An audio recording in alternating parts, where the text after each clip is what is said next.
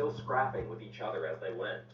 Gordon and the squad tried to slow down the Red Titan, but it was well able to fend them off. Plus, while it was clearly trying to kill another Titan, it also didn't seem to show any remorse for striking military police from the air and killing them as well. The Red Titan fired explosions of steam from its forearms that battered both Bruce and the female Titan, tearing holes into their flesh. All the while, Quinn kept laughing at her two foes, enraging them both more and more. They got her close to defeat it again, but then Bruce struggled to bat away the blasts of the Red Titan, giving the female Titan more opportunities to try fleeing again. Soon enough, she made it to the wall, leaned her hammer up against it, then climbed up the pole of the hammer. Her hands reached the top of the wall, and Bruce was just able to scramble up after her and grab her by the legs. She thrashed to get free, steam billowing around both of them, as both of their Titan forms wore thin. He took one final yank, pulling her hands free, and they both fell from the wall. But as they crashed towards the ground, the Red Titan leapt through the air, punched right into Quinn's neck, and let loose an explosion of steam. Bruce smashed to the ground as Quinn's Titan exploded in a mist of red. Quinn had surely been obliterated. Questioning her was no longer an option. The Red Titan was now their only opportunity to get answers. Bruce summoned all his remaining strength to help pin down the Red Titan. It was not an easy battle, but with the help of those that remained in Gordon's squad, they were finally able to bring it down. The Titan eventually had to return to its human form, with a cloud of steam encapsulating it. Bruce, too, could no longer hold his Titan form and returned to normal. With the rest of the squad, they all stood around where the Red Titan had been, allowing the steam to clear. A figure soon appeared through the haze, and Bruce stomped towards it, already demanding answers to his questions. "Who are you, and why did you kill Private Quinn? We needed answers from her." But his pace slowed, as the figure soon came into full view. Bruce's mind tried to rationalize what he was seeing, but it made no sense to him. When you have a chance to kill a Titan, you can't hesitate. How can you of all people not know that? Bruce. Speaking to him through the clearing fog was Jason.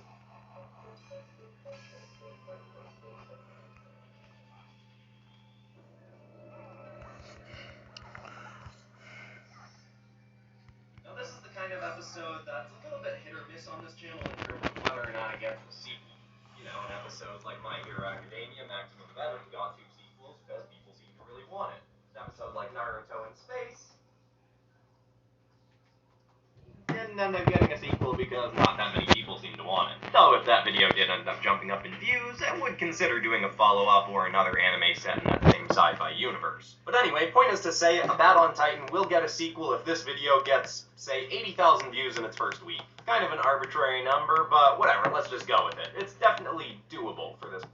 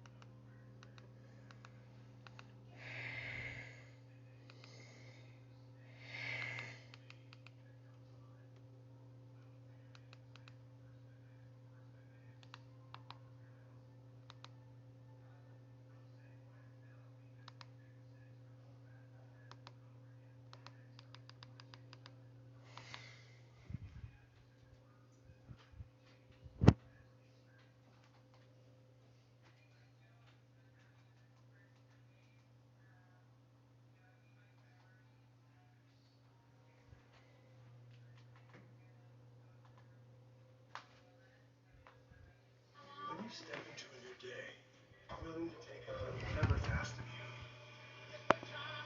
that new day is yours to own and yours to be proud of.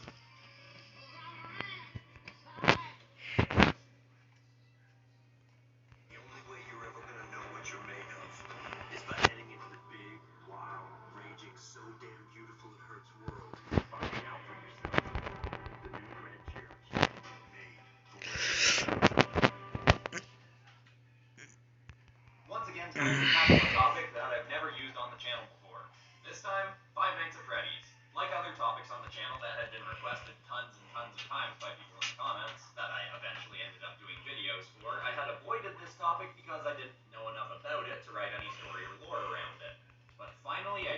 research and in doing so got super excited to make a FNAF-related video. And I figured why not start with Popcroft Studios Classic, turning something into dragons.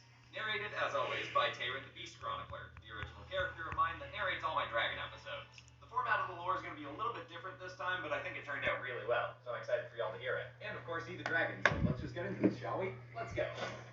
Hit like, if you want. Subscribe, if you feel like. But either way, enjoy the show.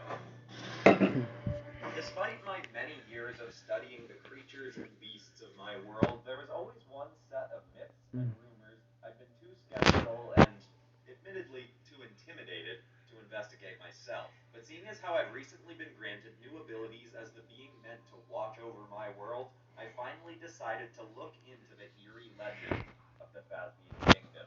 You see, so the stories go, nearly 50 years ago, there was an island off the coast of the Americas where stood the Phasmian Kingdom. It was prosperous and had a loving royal family watching over it.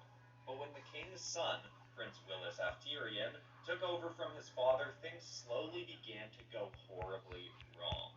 He seemed to be a decent leader at first, but with his royal minister, Henrik Emil, the two began indulging in sorcery to create creatures that were meant to watch over their island home and protect people.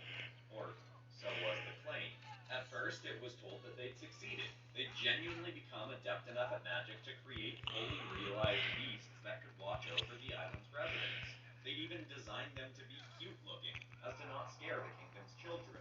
But slowly, over the next few years, the creatures began to deteriorate and go from adorable to unsettling to downright horrifying. But even before that, something worse had started to occur. Children began to disappear. King Willis claimed this was simply further reason they needed his and Henrik's creations. That something had come to their home for the children, and that they needed more of these creatures to protect the residents. Henrik backed up his king, even after Henrik's own daughter disappeared. He believed in their work and was willing to keep at it. For a while, at least. One day at a kingdom festival, Willis and Henrik had brought some of their creations for people to meet up close and interact with, to show that they weren't dangerous. One of the creatures that was brought, a beast that had become like a face to the kingdom, a fraudulent bear dragon, was being pestered by some local children. They were poking him with sticks and taunting him to try and get a rise out of the creature. This group was led by the king's eldest son, Prince Michelangelo af Tyrian.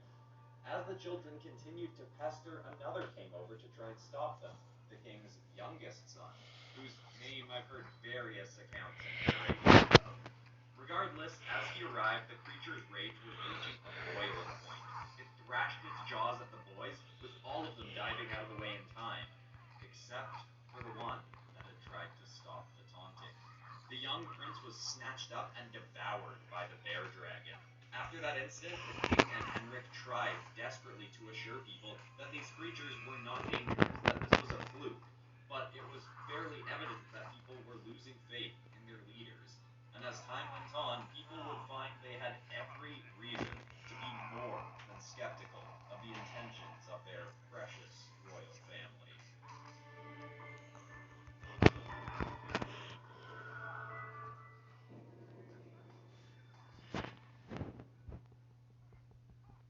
Months after the devouring of the prince, with more children still disappearing, Henrik Emil finally gave up his creature creation efforts. His daughter was gone. He no longer believed his work was helping people, and he tried to convince King Willis to put his creation to rest. But despite his son being killed, Willis refused, further claiming the need for their creations. Eventually, Emil gave up trying to convince his old friend and simply left the kingdom, along with a handful of other citizens who were growing wary of the king's sanity. Many did still believe in him and his creations, though, and were excited to see when he created another round of these monsters, meant to be even more, as he called it, fun-loving and protective of the kingdom's children. He kept his previous creations closer to his castle grounds and away from people for a while. But even with these so-called new and improved creatures out there, children continued to go missing. Many were growing more and more suspicious of the king and his beasts, and it wasn't long before his creations started to show an alarming hostility towards any adults that came across them. Some of them were still proving to be very pleasant towards children, but they seemed to despise anyone past their teen years, even often showing hostility towards the king himself. Finally, one of them devoured a local innocent farmer, and that was the final straw for many of the island's residents. More than 80% of people packed up their homes and families and fled from the island to find new homes where they could be safe from these monsters. Obviously, they didn't know much about the world they were stepping into, as my whole world is full of creatures with a lust for devouring humans, but at least they'd be away from King Willis. Because you see, after one of these new and supposedly improved monsters began openly attacking adults, Willis's remaining son, Michelangelo, began to investigate his father's work.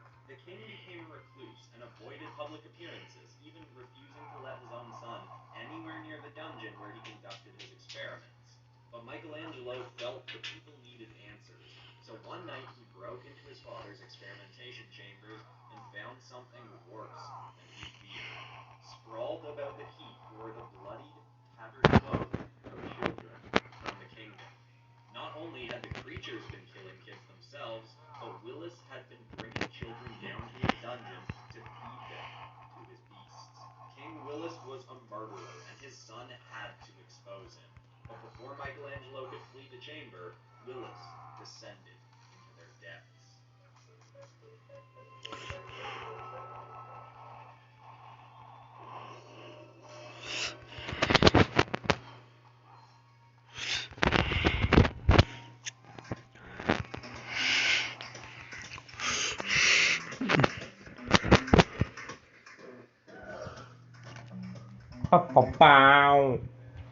Confronted by his father and his horrible actions, Michelangelo drew a blade on his own flesh and blood, and his father didn't even try to reason with him. The old king drew an axe and the two of them had at it. They went blow for blow, with Michelangelo being the superior swordsman, but the king having a manic demeanor that made him far more dangerous. In the midst of the fight, Michelangelo tried to get his father to tell him why he'd been doing all this. What was there to gain from these killings? But King Willis simply replied, "Why not? It's my kingdom. I can do what I please." Eventually, the prince would get a blow in on his father's arm, and the king would resort to a dangerous act. He opened the cage of one of his very first creature creations, a golden rabbit dragon. But the beast, instead of attacking the king, devoured his creator. King Willis had been mauled by his own creation. It did then attack the prince and significantly wound him, but he was able to flee and tell the villagers what had occurred. With that, the rest of the islanders fled their home, leaving this once proud land totally uninhabited, save for the king's monsters, who now remain there feasting on beings or beasts that make their way to the lands. Which leads me to my own investigation into these events. I first sought out the exact location of this fabled land, and in my search found the shoreline kingdom of Emil. On the closest mainland shore of where the deadly island can be found, Willis's minister, Henrik Emil, had made a new home for all who had fled the Phasbian kingdom. They lived there in peace and safety from the creatures of their old home, but upon questioning the locals further, it seems many people will still attempt to go back to the island for their old belongings and never be seen again. The only man to ever make it there and back was Michelangelo himself, who'd apparently gone back many times to try and slay his father's creations. On his return journeys, he's told tales of how the creatures have all become withered and horrifying to behold, and how they were far more vicious now than ever before. He claimed that most violent of them all was the one that had slain his father. The golden decaying beast seemed to have it out for Michelangelo and waited near the shores of the island for the boy to return so he could finally kill the death-defying prince. He said it was almost as if this wasn't a mindless beast at all, but somehow his own father, the king, reincarnated inside this creature, waiting to take revenge on the boy who had taken away the last of his kingdom.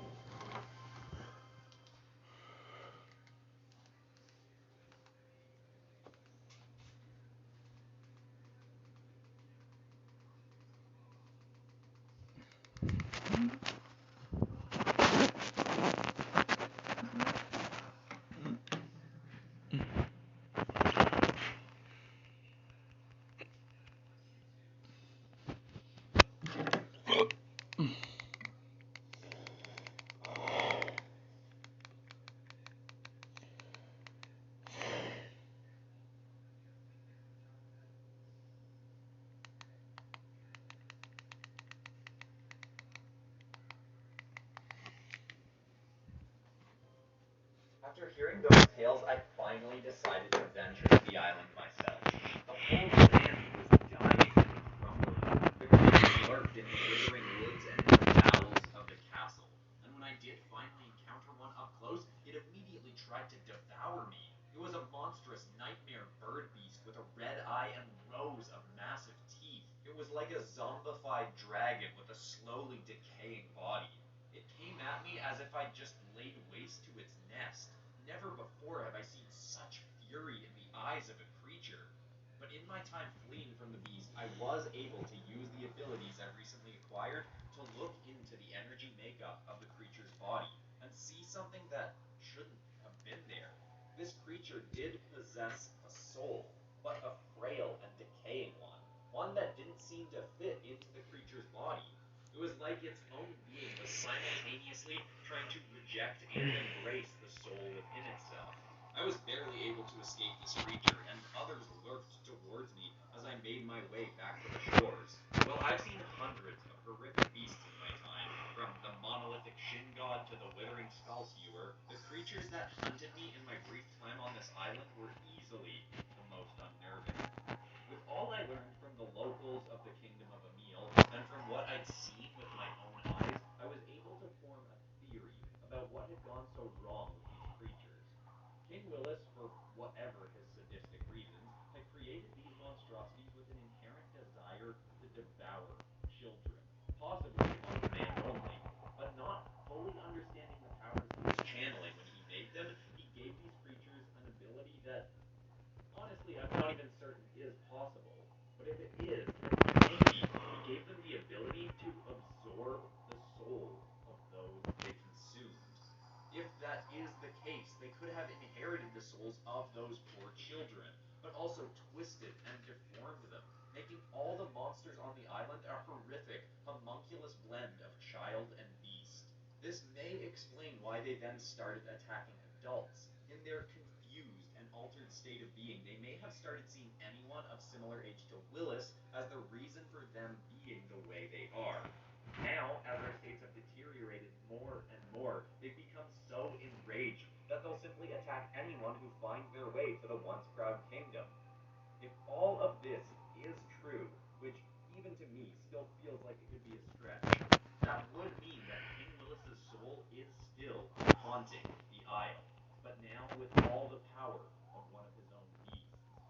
I quickly fled the island, trying to figure out what step to take next. I had no definitive proof of my theory, but I knew that I had to do something. This was not a task I'd be able to undertake on my own with my current level of experience as the overseer of my world. I swore after that event, after my time on that horrific island, that I'd find a way to return and free the souls trapped inside those monsters, and try to set everything right in the Phasbian Kingdom once and for all.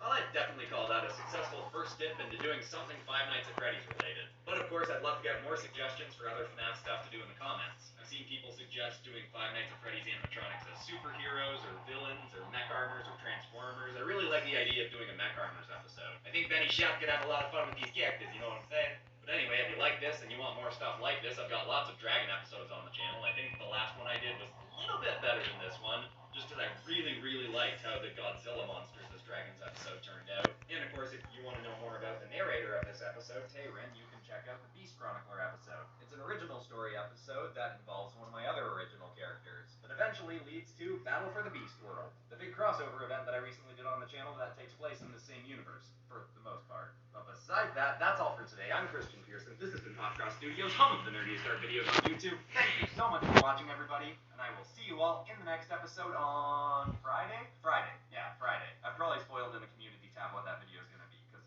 I already know and I'm excited about it. But anyway, see you there. Goodbye.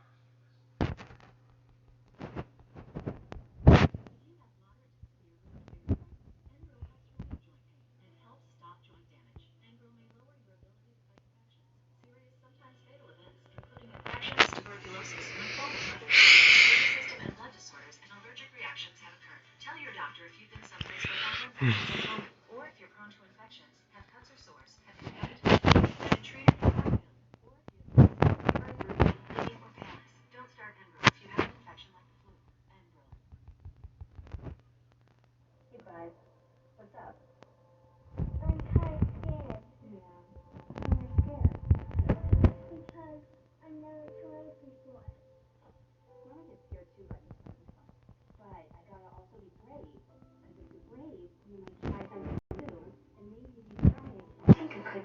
fine, huh? I promise you, you keep trying, you'll do a good job, and I'll be